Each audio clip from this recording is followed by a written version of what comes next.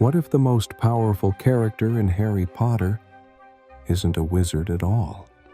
It's a wand, a strip of living wood with a heartbeat at its core that chooses you, rewrites duels, and decides who walks away.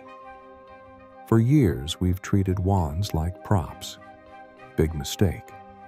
They're personality tests, lie detectors, and fate benders, packed into 11 inches of trouble.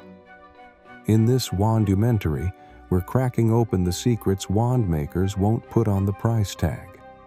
Why Holly steadies hot tempers. Why Yew whispers to ambition. Why two feathers from the same phoenix can freeze a curse mid-air. And yes, by the end, you'll know exactly which wood, core, and length would pick you, and the hidden flaw that makes even perfect wands backfire.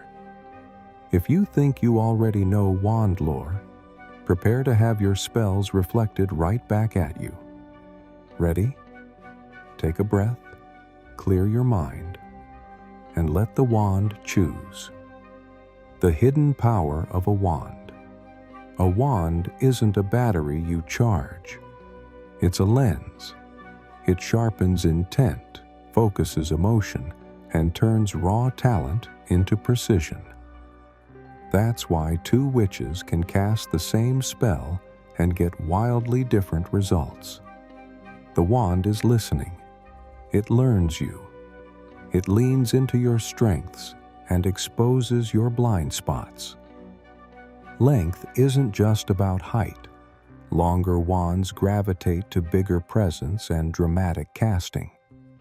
Flexibility isn't about how bendy the wood looks. It's how adaptable you are together. Do you pivot under pressure or snap when plans change? Over time, your wand starts anticipating your choices, nudging you towards spells you didn't know you favored, and resisting the ones that don't fit your nature. Borrowing a wand, meanwhile, feels like writing with someone else's hand. Possible, but clumsy.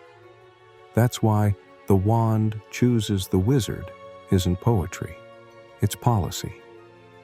Wands remember. Fear leaves residue. Victories leave pathways. And they'll try to take you back to both. Quick charm break. If your wand just twitched, cast Actio Subscribe, tap the button, and ring the bell before it performs Wingardium Subscribiosa on that red one itself. So who set these rules? And when did wands start choosing us instead of the other way around? Next, Druids, a name with olives in it, and the shop that rewired Wandlore. Origins, Ollivanders, and the day the rules changed before glass cases and velvet boxes, Wandlore was wild. Druids treated anything with a woody stem as a tree, which is how vines and unusual woods slipped into early wands. Customers walked in with their own cores, a feather, a whisker, a sliver of horn, and local makers bound wood to whatever magic they were handed. It worked, sometimes. Results were messy, temperamental, and dangerously personal. Then a family name appeared like a signature on history. Ollivander, literally, he who owns the olive wand.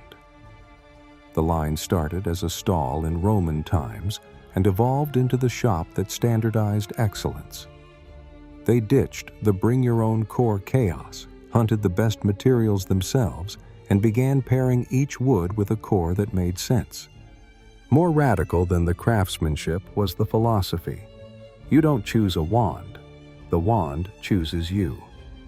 Matching became a conversation. Wood, core, length, flexibility, listening for the caster it would truly obey. That shift changed everything. Fewer misfires, stronger focus, and a new kind of loyalty that could outlast owners, or turn on them if won in combat.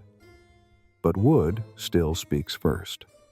Different trees carry different tempers, and some downright refuse the wrong hands.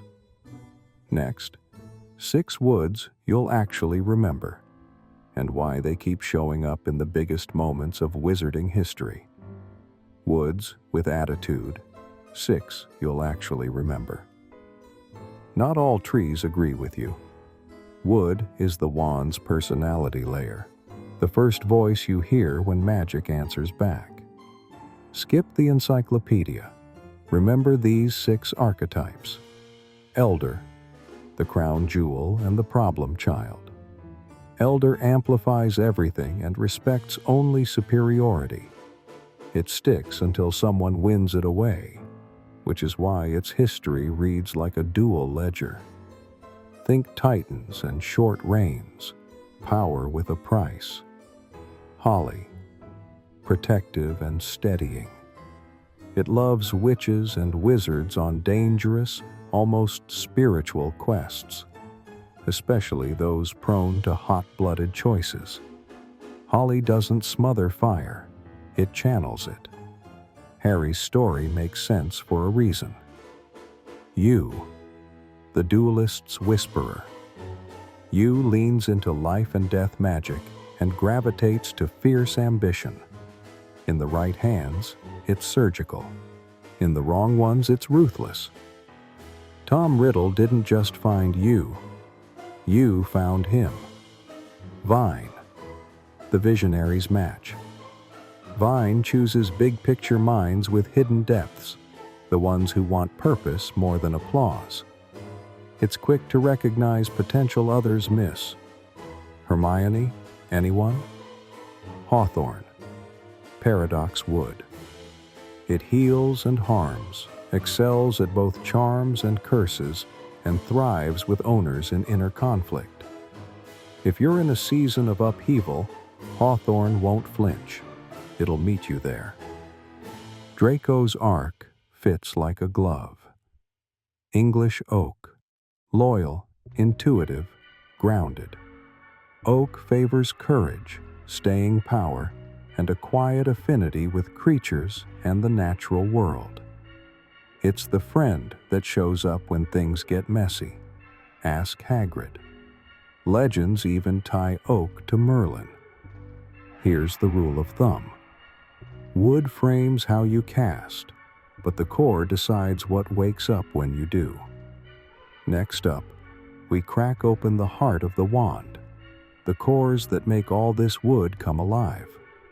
Strip away carvings and polish, and you hit the secret engine. The core. Wood is temperament. The core is impulse. It decides how your power wakes up, how fast it learns, how stubborn it stays, and how it behaves when fear, rage, or mercy flood your veins.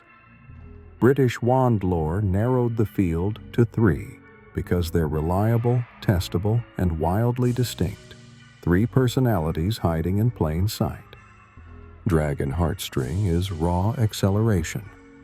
It bites into a spell and surges, learning fast and rewarding decisive casters. In a duel, Dragon feels like a sports car engine, responsive, loud, a little proud. The trade-off? Temperament.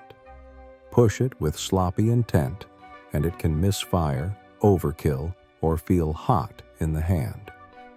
Dragon wands also switch sides more readily than most when won, but once they've bonded, they bond hard. If your magic thrives on bold choices and clean lines, Dragon will not only keep up, it will dare you to go further. Phoenix Feather is range. It won't explode out of the gate like Dragon, it widens the road. Phoenix excels across schools of magic, but it's famously independent. Sometimes it nudges you toward a spell before you knew you wanted it. That autonomy makes some witches and wizards uneasy, and it's picky about partners. Yet the payoff is depth, transfiguration that feels like thought, charms that land like truth. Phoenix cores reveal themselves over time, like a language you grow fluent in. If you're patient, adaptable, and curious, Phoenix turns you into a generalist with sharp edges. Unicorn hair is consistency. Think compass, not canon. It resists corruption, smooths rough casting, and holds steady under pressure. People mistake consistent for tame. It isn't. In practiced hands, Unicorn becomes surgical, precise, repeatable, relentless. The catch is loyalty. Unicorn wands prefer their first true owner and can be stubborn about switching allegiance. If your magic values control over spectacle, Unicorn lets you stack reliable victories until you look lucky. You aren't. You're deliberate. Put them side by side and patterns jump out. Dragon rewards decisiveness. Phoenix rewards breadth. Unicorn rewards discipline. Each has a failure mode. Dragon can overreact. Phoenix can go its own way.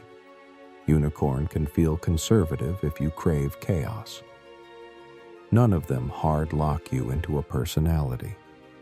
They amplify the one you train. That's where wood synergy matters. A fiery wood like holly can channel dragon's surge without letting it spill. A paradox wood like hawthorn can turn unicorn's steadiness into a healer's scalpel or a curse breaker's shield. Ambitious yew plus Phoenix's range. That's finesse with fangs. Visionary vine with Phoenix becomes a quiet mastermind.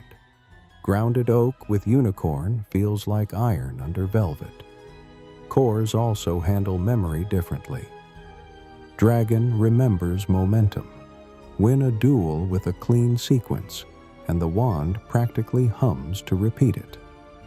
Phoenix remembers possibility.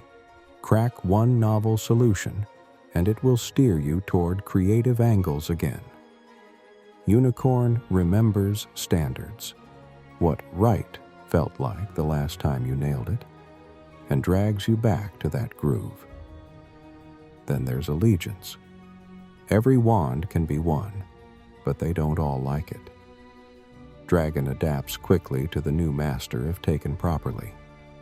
Unicorn resists, sometimes performing but never quite singing until trust is rebuilt. Phoenix will serve, but on its own terms, reserving flashes of brilliance for owners it respects.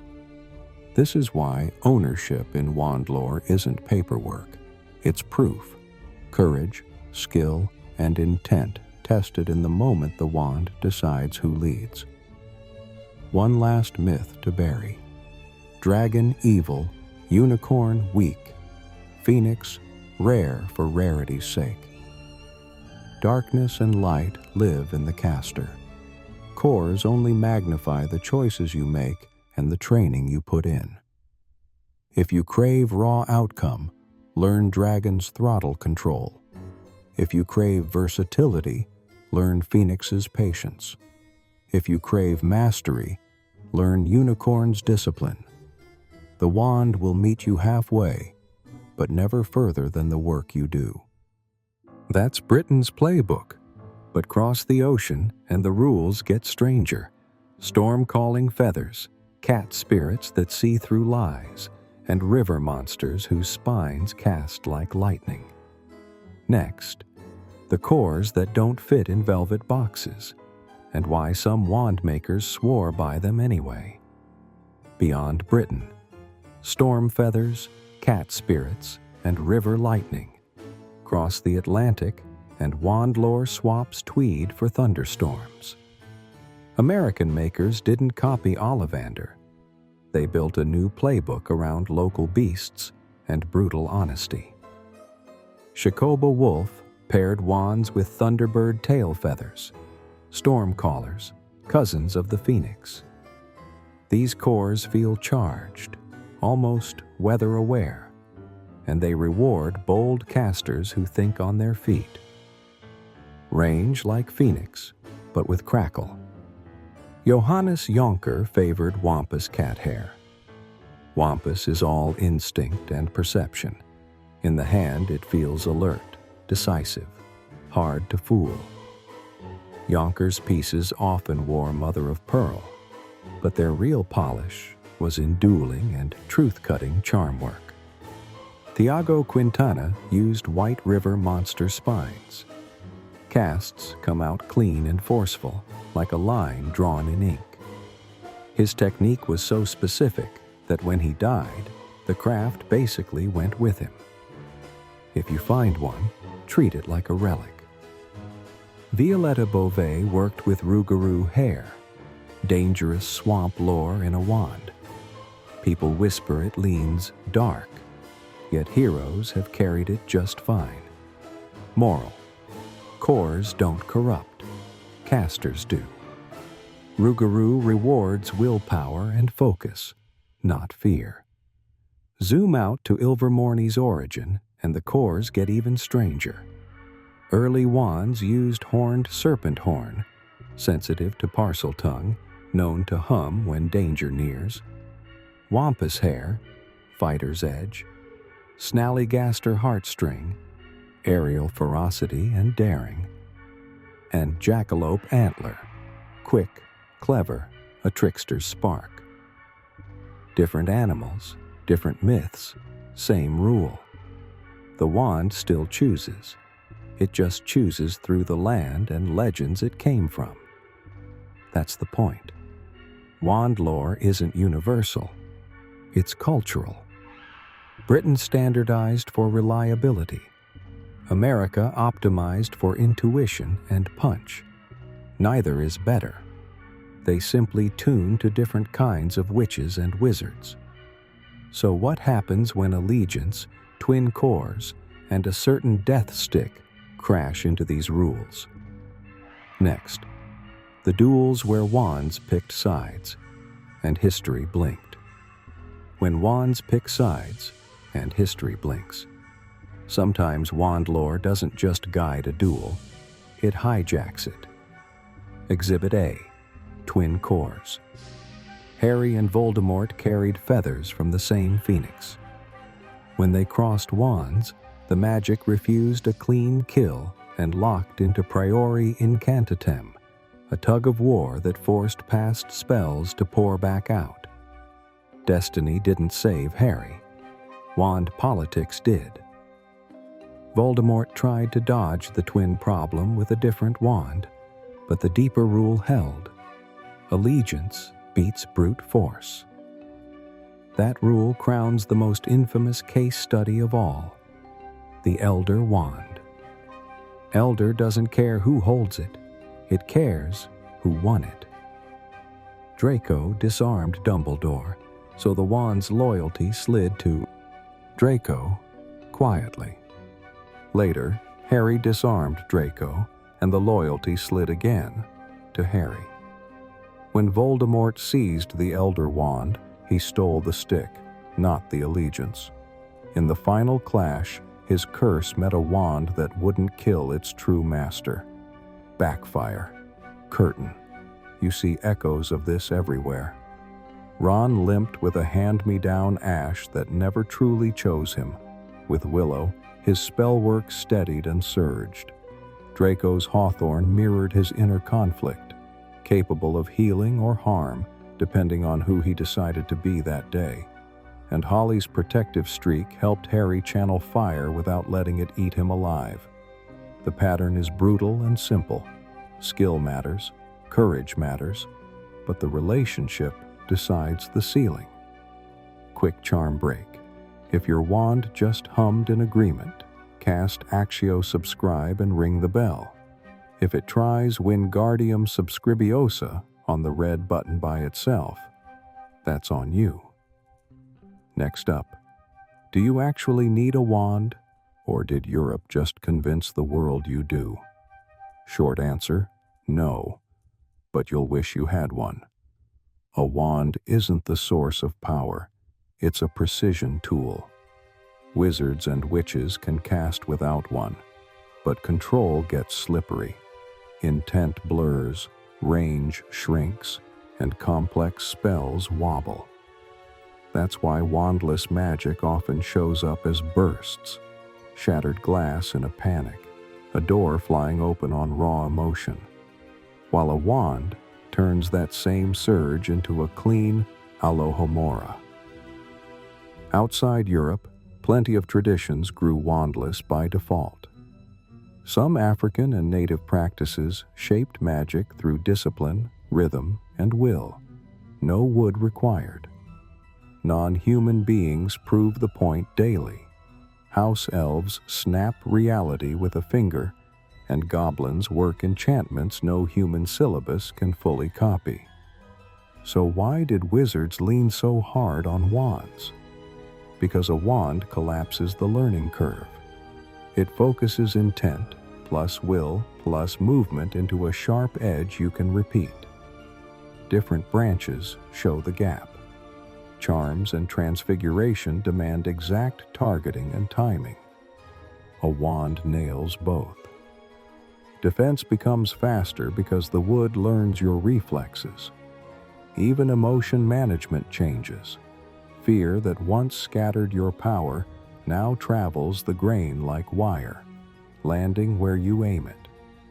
Advanced casters can ditch the training wheels for flashes, silent, wandless flourishes that look like cheating, but most still keep the stick in hand for one reason: consistency.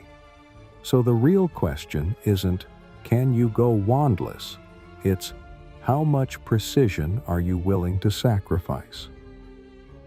If you want brute outcomes, raw talent can sprint without wood. If you want repeatable excellence under pressure, the wand wins, again and again. Next up, pull everything together: wood, core, length, flexibility, and predict what your wand would be saying about you. Strip it all down, and Wandlore is a mirror. Wood is temperament, core is impulse, length is presence, flexibility is adaptability, and allegiance is history, who you've been when it mattered. Culture fills in the edges. Britain prized reliability. America chased instinct. Other traditions proved you don't need a wand, only that one makes greatness repeatable. Put it together, and no two wands, no two witches or wizards cast the same story. Quick gut check. Are you a steady strategist, oak plus unicorn, a versatile tactician, vine plus phoenix, or a decisive duelist, yew plus dragon? There's no best. Only the version of you the magic amplifies. Your turn. Drop your wood, core, length guess in the comments and why. I'll feature a few in the next episode and break down the matchups. Who would thrive together? Who would clash? And which pairings quietly hard counter each other? If your wand just hummed in agreement, cast Actio subscribe and ring the bell so you don't miss part 2. Until then, remember, the wand chooses the wizard, but the wizard chooses what to do with it. Let the wand speak, and you decide. In the end, a wand doesn't make you magical. It magnifies who you already are. Wood frames your temperament. The core drives your impulse. Length and flexibility tune your style. And allegiance remembers what you did when it mattered. The wand chooses the wizard, but the wizard chooses what to do with it. If this taught you even one new thing, cast 2 quick charms. Tap subscribe and ring the bell so you don't miss part 2. Drop your wood, core, length, flexibility in the comments and why. It might get featured. I'll break down the match live. Ready to duel build? Click the next video on screen and let's test which pairings secretly hard counter each other. Actio, next episode.